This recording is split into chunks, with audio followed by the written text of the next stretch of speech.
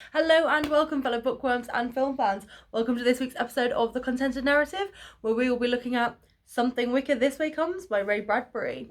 Now, the book was published in 1962. It was then adapted to screen in 1983. I will be looking at three things. I'll be looking at how good is the film, how good is the book, and of course, how well does the plot take from the book to go onto the film. Now, first things first, the film. Now, this is a long forgotten Disney film. I didn't even know it was by Disney until I decided to do this book for my episodes. Apparently, the director wanted to go even darker with the film, but was unable. Despite that, it's still a very enjoyable film. It's very well written and it's quite nice to watch. And it's sort of like a coming of age story of two young boys that's kind of battling like this darkness. But it's also it's going to sound weird, but it's also like a coming of age story of one of the boys' dads as well, because we find out he's quite old. He's in his 50s or whatever, and he's got like an 11-year-old son. And it's kind of seeing him kind of come down to the level of his son as well, so that he can finally connect with the boy. Now, the fact that the circus comes to town to give people what their desires are is a very interesting point. So you'll have desires to be young again, to be pretty, to be loved, to be rich. I mean, I'm pretty sure every single one of us has got our fingers crossed for Euro Millions or Lotto or whatever. There's always a desire in your heart of what you want. However, this circus it gives you what you want, but not exactly how you're expecting it to. So one of the patrons becomes young again, but she goes blind. Another one becomes loved, but he loses who he is and he becomes someone completely different. Another person wants money, so then he becomes sort of like, it's looking at these transformations of this is what your deepest desire is. We'll give it to you, but this is not exactly what you're going to expect it to be. So that kind of gave me the chills, because I sympathised with a lot of people in there. I was like, I'd love to have a bit more money to my name and and things like that. So it is kind of a sympathetic one, and it gives you chills to think how easy it is to be led down that road. Now, thinking that you would be so desperate as well to have this desire that you would lose everything that you've currently got in your life is another thing that kind of gave me pause as well. And it was brilliantly done. You've got the two young boys and the development of their friendship, and one of the boys, Will, the development of his relationship with his dad as well, which is so heartwarming. And then you've got the dad standing up to the circus to save his son and his son's best friend as well. Despite the fact that he's given the opportunity to rewind his years, he fights for his son rather than rewinding his years, which is such a lovely, heartfelt thing. And honestly, if you can find this film, I would definitely recommend giving it a watch, because it is a very good film. It's very well done. And although it is, quite a bit old, you do sit there and it has aged well, and it still deals with things that you'd be dealing with in today's society. So the book. Now, this book, although being one of horror, has such a sweet underlying tone to it that it takes you by surprise sometimes. Now, it's so sweet how these two boys start off having an adventure, then it takes them to an evil carnival, then it deals with the fact that one of the boys wants to just, Jim Nightshade, lovely name by the way, wants to become older because he doesn't like the age he is now, because his dad's left, his mum's, not exactly the best person for him, and it's just that he wants to be older so he can go out. And then you've got the other one, Will, who's going, no, you need to stay, you need to be with me, we need to grow up together, you can't leave me. And it's such a lovely tone to it, that despite all this evilness and despite everything, the boys are just trying to do good. They're trying to be nice, they're trying to be helpful, they're trying to be productive members of society. And it looks into this, you've got two boys that are best friends, but one wants to be older. So how do you stop him, growing old, as it were, on this magical carousel that goes round, that can make you older or make you younger? And it's so sweet to read as well. And although it has got those horror aspects, and there are parts where it's just, there's a dust witch in the book that's really creepy. She like leaves a trail on the roof so that they can come back during the day and find this. Oh, that creeped me out a little bit. But it's not a book that many people have heard of. But I would 100% recommend this book. It's such a good book, such a good read. And you can get it done in no time at all. Even though it is horror, it's not all doom and gloom. So it is quite a nice book, and I will give it an 8 out of 10. So please do read this book. So now we'll look at the plot. So both start with an overview of what's going to happen in October, because obviously carnivals don't typically come in October. October's got the leaves are crisping and everything like that, and it's beautiful walks, and so they look into this underlying, oh, it's lovely, it's gorgeous, and yet almost like a Stephen King-ish vibe, where it's just sort of like, this is going really well, however. So then it goes back to the electric rod man coming into town, and he pops in and out of the story as it goes on. Now in the film, it follows the two boys, Jim and Will, as they go from school to Will's dad in the library, and then they go home. Whereas in the book, they head to the library to see Will's dad, sort of like after they've bought the electric rod from the electric rod salesman. So in both, Jim does buy an electric rod to, tamp it up onto the top of his house. And, and then as I said, they go to the library. Now, as Will and Jim run away, after seeing Will's dad in the library, you see Will's dad, and you read it in the book, contemplate what it's like to have such a young son, to have him, running off and enjoying himself when this guy's, in his 50s. And he contemplates what it's like to be young. So then he closes up, he has his drink, he has his cigar. And as he walks about in both, Mr. Holloway, because that's Will's dad's name, sees a vision of a woman in a block of ice and a leaflet for the circus coming to town. Now, in both as well, there's sort of a constant undercurrent of a storm coming.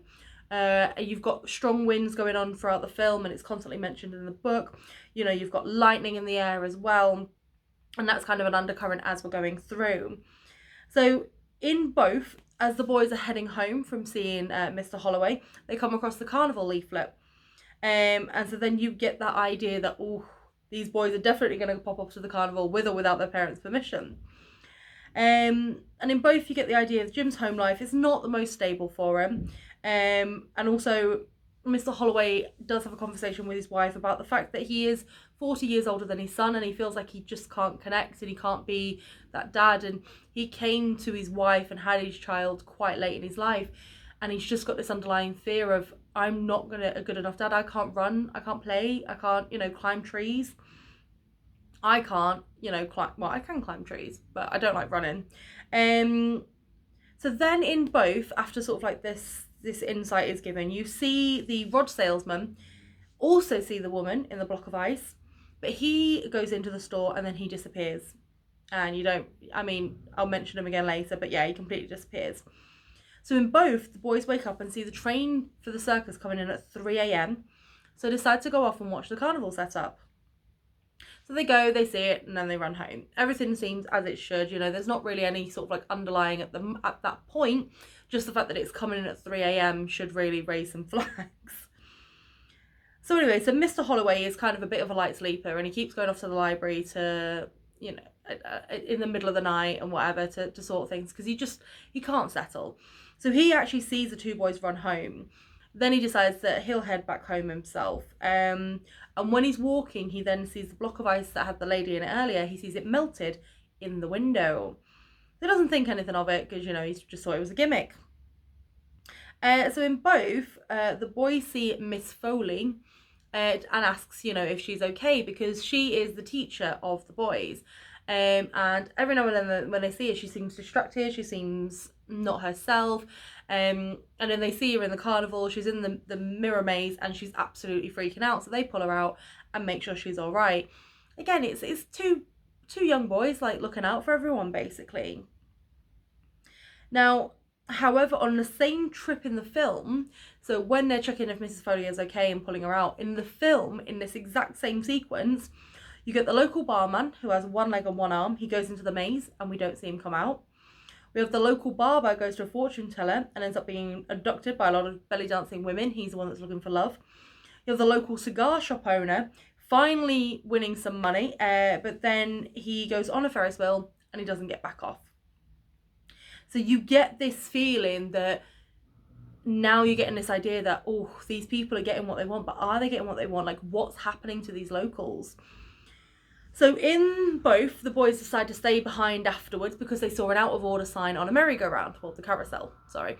So they decide that they're going to have a play on the carousel after everyone has gone. However, they get caught and we all meet Mr. Dark for the very first time. He's a very unusual and scary individual. He's an illustrated man, not a tattooed man, an illustrated man, and his tattoos move. And he's basically the person that runs the carnival. So we all know he's shady. He's shady as hell. So then they're told that they need to leave. Mr. Dark scares them off and just like, just get lost basically. So as they're told to leave, they then decide to sneak and stay and watch one of the carnival folk ride the merry-go-round. Now, he rides it in backwards, and as it goes in reverse, Mr. Cougar, who's the gentleman's name, becomes a 12-year-old boy. So now we know what the carousel does.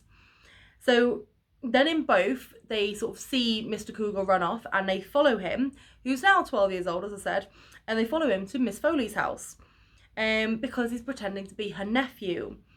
So they then check again, is Miss Foley okay? They try to confront him in a manner of speaking. It doesn't really go very well, so they decide to head home. Now in the film, after they leave Miss Foley, this is when she ends up turning young but leaving her eyesight. She doesn't end up quite younger until a little bit later in the book. Now, when I say younger, in the film, she just kind of becomes in her 20s. In the book, she becomes a lot younger. She basically becomes like 10, 11 years old. So anyway, so in the book, Will and Jim run after young Mr. Cougar and end up causing the carousel to go forward too much. And they end up turning him pretty much into a mummified corpse. He's still alive, but literally just. So the carousel then breaks. Will and Jim run home. However, they feel like, it's not fair to leave this guy to die. So they run to the police and they report it. So the police then go to the fair. And when they get there, they try and find Mr. Cougar. But they can't get to him because he's now being shown as a new act in the carnival, basically. However, Will thinks he sees the barber and the rod salesman. So the barber he's looking at and he thinks it might be the bearded lady that he's looking at, and the rod salesman has been turned into a dwarf, has been basically squashed completely into a dwarf. Now in the film, the rod salesman is actually being electrocuted by Mr. Dark to try and fight. So Mr. Dark's trying to find out when this storm is going to hit, because apparently the storm is very bad for them. So anyway, so in both, however, this is what then starts the pursuit from Mr. Dark over the two boys, because he realizes that these kids know way too much than they're letting on. But you get a sense in both as well that at this point Jim wants to ride the carousel to go forward in age, but Will is happy with the age he is and he doesn't want Jim to leave him. So then when they get back, and bear in mind, this is also, who's looking after these kids? Because this is like 3 a.m. or something again when they come back, and it's just bizarre that they keep sneaking out and everything in the middle of the night. Like, these kids anything could happen to them. But anyway, so you get a bit of a father-son moment when Will comes home. They have a lovely talk. They start to understand each other a bit better, and he starts realising that actually, the dad realises that the son is quite easy to talk to. The son realises that dad isn't actually, as ancient as all that. So that's really sweet. Now, in the film, after they get home, there is a little scene where both the boys are in Jim's room and they have a nightmarish bit with spiders, which isn't real, but I still can't watch because there are tarantulas everywhere. And anyone that knows me and anyone that doesn't know me, I'll just tell you now, I am terrified of spiders. I cannot stand them. Honestly, I will scream, I will run, I will leave a room, and I will not come back until that spider is dealt with. Either out the window or dead. Either one is good for me. But yeah, so they have that nightmarish bit where they realise it's not real, and this is kind of to freak them out so that they know that Mr. Dark is onto them. Yet in the book, this is the bit with the dust witch. And she's sort of like going over, she can't really see properly, but she kind of can smell the boys, as it were, and she marks Jim's roof so that they can come back later, and she does this while in a hot air balloon. So both Jim and Will then clean the roof. Will then lures the dust witch away and ends up cutting open the balloon, and he thinks he's killed the dust witch and he's destroyed the balloon. The dust witch ain't dead yet. So anyway, so the next day in the book, they run into a very, very young child. Again, she's about, I'd say she's sort of the same age as the boys, but this turns out to be Miss Foley. So they then realise exactly what's going on and where these people are going, and they realise that something needs to be done. However, at this point, the carnival then comes through the town searching for these two boys. So they then go on the run and they hide. But Will does warn his dad about the hunt for the boys. In the book, it's via a phone call. In the film, his dad sees them hiding and Will kind of lets him know. So then in both, Mr. Holloway is kind of trying to help the boys, trying to think of a way to get them to safety. And Mr. Dark first approaches him and asks him for information. So then Mr. Holloway plays dumb, says, oh, it could be this boy, it could be this boy, I don't know. Mr. Dark's like, oh, but you really need to give them their names so that I can give them their tickets for the carnival. So Mr. Dark kind of heads off. He's unsatisfied and he knows that something is being hidden, but he doesn't quite know what. So then they make a plan in place to go to the library after dark, and they're going to see what they can do. So the boys spend the day hiding out in various places. They come back after dark. They go to the library. They meet up with the dad, and the dad's been doing a lot of reading since then. And they start putting a plan in place to defeat the carnival with Mr. Holloway. Now, while they're doing this, Mr. Dark comes to the library because he's figured out that something ain't kosher with Mr. Holloway. So the boys hide, and Holloway and Dark have their second confrontation. Now, Dark offers Holloway youth in return for the boys. However, Holloway turns them away. He says he's not interested. So Dark causes his heart to almost kill him, so almost stops it, hunts for the boys in the library and finds them. Dark then takes the boys to the carnival, and shortly afterwards, Holloway follows. So it differs slightly in this bit, just because in the film, when Holloway gets to the carnival, he gets stuck in a mirror maze, and then he's saved by Will. And yet in the book, Holloway takes on the Dust Witch, doing the bullet trick, but kills her with the help of his son, because he kind of starts calling out and going, Will, I need my son, Will, anyone seen him? And then suddenly Will comes up and he uses Will to rest the gun on his shoulder, and it's a dummy bullet, but it kills the witch. However, in the film, the rod salesman who's still being electrocuted stabs the witch with a rod. So either way, the Dust Witch dies, but it just depends on which version as to who kills him. In both, Will does save his dad from succumbing to the fear, because they do go into the mirror maze after this bit in the book, and obviously before in the film, and Will kind of gets his dad out of this fear of growing old, and then they go off and try and find Jim. So in the final showdown in the film, Jim and Will and Dark end up on the carousel. Jim and Will stand in the middle, so they're not affected. However, Dark gets stuck going forward and ends up turning to dust. Now, in the book, the showdown is slightly different. Jim rides the carousel forward. Will jumps up to stop him. They both end up riding for a bit. Then Jim gets thrown off.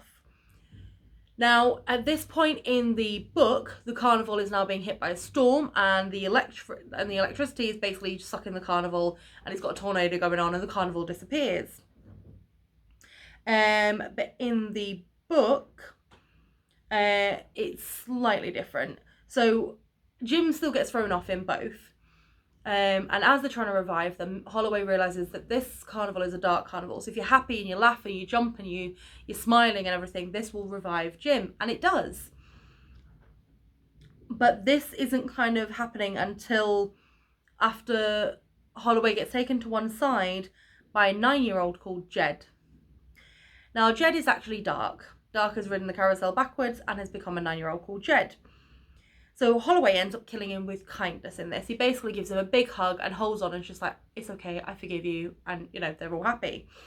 So in both, they manage to revive Jim by the singing, the dancing, the happiness. And in both narratives, it ends with the two boys and Holloway running home through the fields. Holloway realising that he is not as old as he is, and the two boys realising that they're not as young as they are. And it's quite a lovely little ending, to be fair. So the plot is so very similar. It really only differs in like 2 of the bigger plot points. I love how it kept the narrative from 2 distinct viewpoints of the dad and the boys, and how it showed that through love and compassion, they could be there for one another. And it was a nice ending to both the book and the film. The film was very true to the spirit for each of the characters as well, and it was lovely to see that they tried to keep it as close as possible. Obviously, it did change some of the character progression of Miss Foley and the rod salesman, but other than that, it gets a 7 out of 10 for me on plot. And this is my own opinion, of course. I am happy to hear if you agree or disagree with anything. I'll leave it below in the comments. Don't forget to click like and click subscribe as well to be alerted for my next videos. But until then, remember to always keep it contento.